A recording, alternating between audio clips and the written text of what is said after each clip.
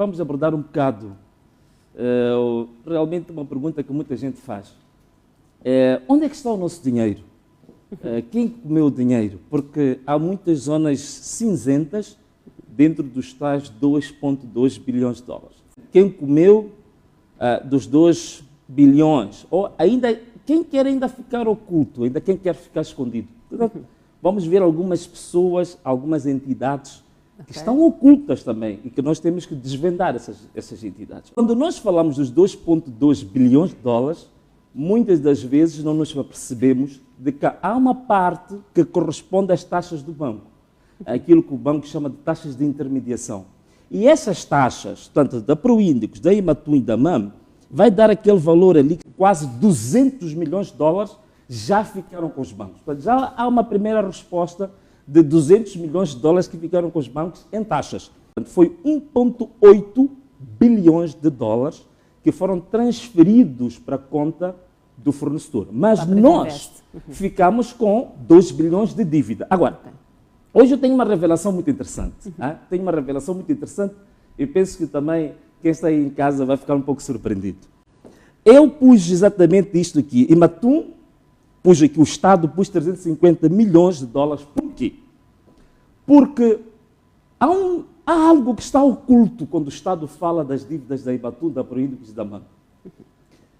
É dito que o Estado apenas deu um aval. Sim. Deu um aval. Em caso das empresas não pagarem, o Estado é que paga. Mas isso é uma meia-verdade. Há algo oculto aqui. O que está oculto? É que no relatório de contas, e veja só, o que eu vou dizer não são palavras minhas, são palavras de um auditor independente, no relatório de contas de Ernst & Young de 2014, ainda vou dizer a página 23 e página 26, que é para o Ministro da Economia e Finanças, Adriano Maleano, ir lá consultar se estiverem em desacordo comigo. O Estado moçambicano, para além dos 850 milhões de dólares da Imatum, o Estado moçambicano decidiu dar um subsídio ao investimento, portanto, um valor adicional à Imatum de 350 milhões de dólares. E onde é que o Estado moçambicano foi fazer esse empréstimo, foi fazer esse financiamento? Justamente na Credit Suisse. Este dado nunca ninguém falou, nunca foi debatido, isto está sendo sabido em primeira mão, está no relatório de contas da Ernst & Young de 2014. Portanto, a dívida real da Imatum não é 850 milhões de dólares, é 1,2 bilhões de dólares, sendo que 350 milhões de dólares é o valor que o Estado moçambicano assumiu para si próprio, para pagar diretamente à Credit Suisse. Isto o Ministro das Finanças nunca falou, o Estado nunca falou, em todas as conferências de imprensa nunca disseram. Portanto, isto é algo que estava oculto. Eu queria trazer isto para as pessoas acompanharem e também terem essa noção. Uma ideia. Haviam taxas que foram, digamos, retidas pelos bancos, foram logo a partir de 200 milhões de dólares, sim. Mas também existe uma coisa interessante que se chama de taxas correntes. Isto é, enquanto o crédito está em curso, esta Credit Suisse, a VTB e a Palomar, também eles têm uma taxa especial que se chama de taxa corrente, que dos três entidades, eles vão tirar do valor, daquele valor que nós temos, 53 milhões de dólares. Aqui são os consultores. Interrogatório feito a Ângela Leão. Ela falou de uma coisa interessante. Claro, a maneira dela.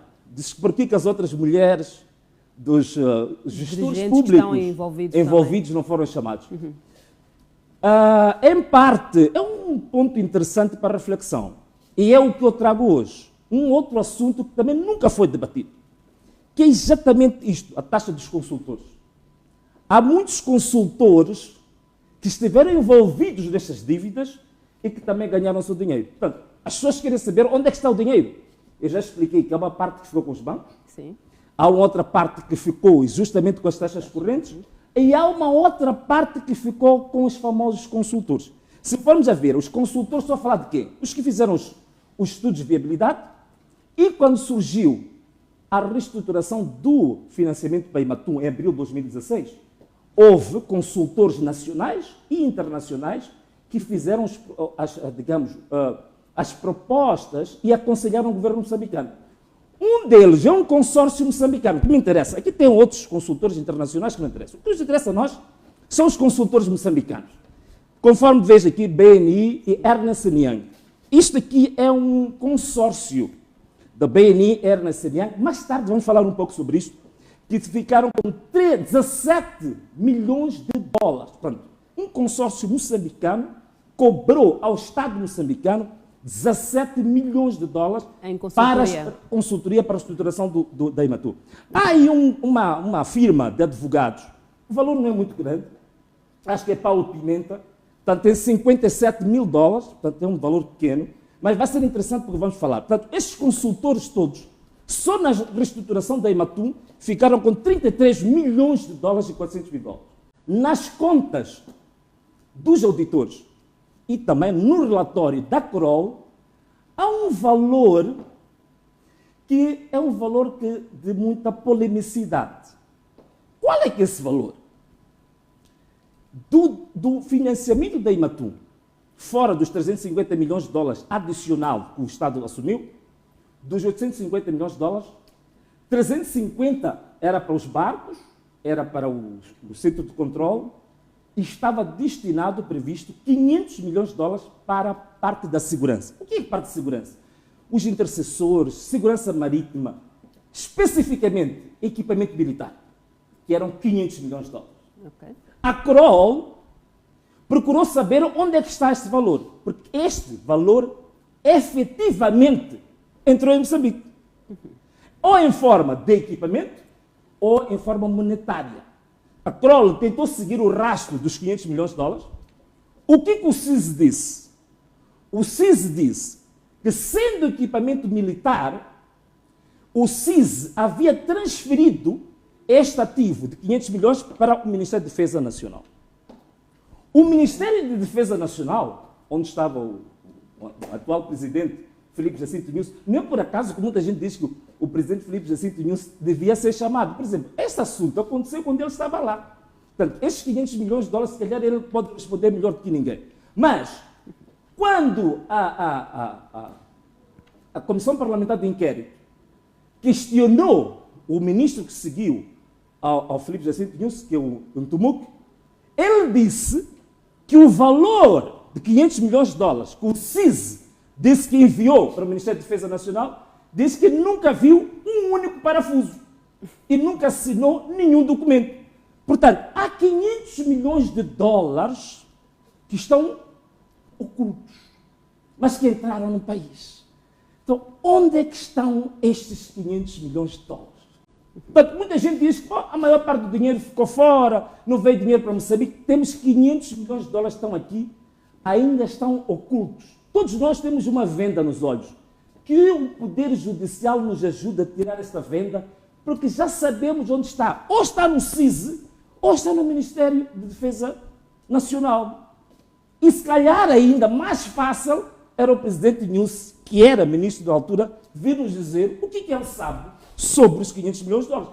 Daí que fazer todo o sentido que o presidente Nunes seja chamado ao tribunal. Ele pode ter um esclarecimento sobre isto. Então, existe também transferências diretas. A Previnvest, para as empresas Imatum, Príndico, Gimam, transferiu para Moçambique 18 milhões de dólares. Qual é que era a finalidade? Custos operacionais. Isto era, para as empresas começarem a funcionar. A Previnvest também, no relatório de contas, diz que pagou 52 milhões de dólares. A quem? A Credit Suisse, juros. Mas pagou por quê? Pagou pela Proíndicos. A pergunta é, Previnvest, um fornecedor. Como é que um fornecedor está a pagar as letras do cliente? Onde é que está o sentido disso? Pagou 52 milhões de dólares. E a pergunta que vamos depois ver quando falamos dos auditores, como é que o auditor, nas contas, nunca questionou isto? Quando vamos a ler o relatório de contas, a Ernst Young não tem nenhuma reserva, nenhum questionamento sobre isto. Por quê? Porque daí que aquilo que foi dito, que há algumas pessoas também que têm que ser chamadas para explicar algumas coisas. Aqui está. O auditor, Ernst Young, os seus representantes, deviam ser chamados ao tribunal para explicar como é que acharam natural um ato que, sob o ponto de vista contabilístico, é algo extraterrestre. Não é? Nós também temos outro aspecto, é que os próprios acionistas das empresas, portanto, acionistas dessas empresas quem são? Montebinga, que é do Ministério da Defesa, a GIPSE, que é do CIS, a IGEP, que representa todos nós, todas as empresas do Estado, são os acionistas. Eles contraíram um empréstimo aqui em Moçambique de 70 milhões de dólares e transferiram para as empresas. E a pergunta é, esses 70 milhões de dólares como é que vieram? O próprio Estado moçambicano, no mercado nacional, avalizou os 70 milhões de dólares para os acionistas. Logo, os acionistas do Ministério da Defesa, isto é, da GIPSE, Montebinga e o IGEP, também deviam ser chamados para o tribunal. Para esclarecimentos. Para esclarecimentos. Aqui o que é que nós temos? Os auditores. Aqui o problema dos auditores, dos conselheiros e consultores, como eu tinha de falar. Ernst Young, aqui vê-se um pouco mal, BNI e os outros. Aqueles que nos interessam, BNI, digamos, teve do Estado moçambicano, cobrou 17 milhões de dólares. Ok, então vamos lá ver o que justifica o BNI, a Ernst Young, um consórcio, cobrar os 17 milhões de dólares. O BNI, é preciso perceber uma coisa, BNI, que é o Banco Nacional de Investimentos, e o consórcio Ernst Young, eles estiveram em momentos interessantes. Primeiro, são conselheiros do Estado moçambicano para reestruturar as dívidas. Depois, são os mesmos, sobretudo Ernst Young, que vem fazer auditoria. Está a perceber isto? Quer dizer, eu sou conselheiro do Estado e depois sou auditor das próprias operações em que eu fui conselheiro. Como é que isto é feito? E como é que isto não está sendo discutido neste tribunal? É por isso que algumas pessoas estão a colocar em causa a maneira como este julgamento foi, digamos, gerido e direcionado. Existem questões estratégicas centrais, porque aqui estamos a falar de matérias financeiras. Isto é uma matéria muito complexa. Depois devemos de ver mais tarde a complexidade deste financiamento, que isso precisa de uma equipe multidisciplinar, precisa de um conjunto de procuradores que é para formularem a acusação e a pronúncia. Não é uma coisa tão linear como um caso corriqueiro. Isto mete finanças internacionais, mete direito internacional, direito comercial, fiscal, portanto, é muito complexo. Gestores públicos e privados estão ligados às dívidas. Portanto, nestas dívidas que nós tivemos, existem áreas centrais que deviam estar no tribunal. Quais são? Há uma área principal, área política, que determinou os avalos do Estado. Essa área que determinou os avalos do Estado é a área central, porque é onde tudo começa. E um dos elementos destes que determina o Conselho de Ministros. Neste julgamento não temos ninguém fora do Manuel Chang, mas veja só, nem foi detido em Moçambique, foi detido na África do Sul. Não temos absolutamente ninguém do Conselho de Ministros da área central que é dos avalos. Gestão dos fundos. Aqui que vem a questão da senhora. Os acionistas, portanto, as empresas proíndicos, recebendo dinheiro, têm os seus conselhos de administração, que fazem gestão do dinheiro. Esses conselhos de administração, quem é que foi chamado para o tribunal? Será que das três empresas, o único que fez gestão danosa é o António Carlos do Rosário? O conselho de administração, todas as decisões que são tomadas, as decisões são colegiais e logo são solidárias. Se há uma decisão assinada pelo conselho de administração, todo o conselho de administração é responsável, não são indivíduos. Então, os acionistas das empresas, onde é que estão neste tribunal? Como é que está esta gente? É muito importante. Outro aspecto importante, o Partido Frelimo recebeu 10 milhões de dólares. Neste momento, não existe nem como declarante um representante do Partido Frelimo para, perante o tribunal, esclarecer como é que recebeu esse dinheiro. Ali tem uma coisa muito interessante. Nós estamos a falar das pessoas que estão agora detidas, mas há uma lista muito interessante que surgiu em Brooklyn, de 21 personalidades que foram apresentadas por um agente do FBI, e dessas 21 personalidades, até agora, só 4 ou 5 é que estão no tribunal. Portanto, existem cerca de 16 personalidades que estão fora. mas que foram citadas em Brooklyn que tinham recebido dinheiro. E são moçambicanas? São moçambicanos. Então temos aí os consultores e auditores, que eu já tinha falado, a questão do Ernst Young. Sim. Portanto, podemos passar. Vamos seguir. Portanto, tinha falado também do Conselho de Ministros. Tinha falado também, ainda na linha da decisão, o Banco de Moçambique. O Banco de Moçambique tem uma responsabilidade central. Olha, uma coisa engraçada em relação ao Banco de Moçambique. O Banco de Moçambique, representado pelo seu governador, ele disse que nunca tinha visto um pedido sobre esses financiamentos. Existe no relatório e contas da Ernst Young o número do ofício que foi dado parecer pela Direção Nacional do Tesouro. Sabe quem estava lá nessa altura? Maria Exaltina Lucas, que deu o parecer que avalizou, que digamos, que permitiu aquele acréscimo que eu te falei dos 350 milhões de dólares, e também existem documentos assinados do Banco de Moçambique que autorizam o financiamento da Imatum e o financiamento da Proindux. Portanto, o Banco de Moçambique, os administradores, eu sei que um ou dois estão lá, vão ser chamados como declarantes, mas, na minha opinião, há todas as condições para serem réus. O Tribunal Administrativo também, neste momento, tem responsabilidade de entrar em equipamentos, contratos de fornecimento. Onde é que estava o Tribunal Administrativo? Portanto, já falei da Ernst Young, já falei do BNI. Podemos seguir. Olha, ainda por falar... Tudo bem, não tem problema.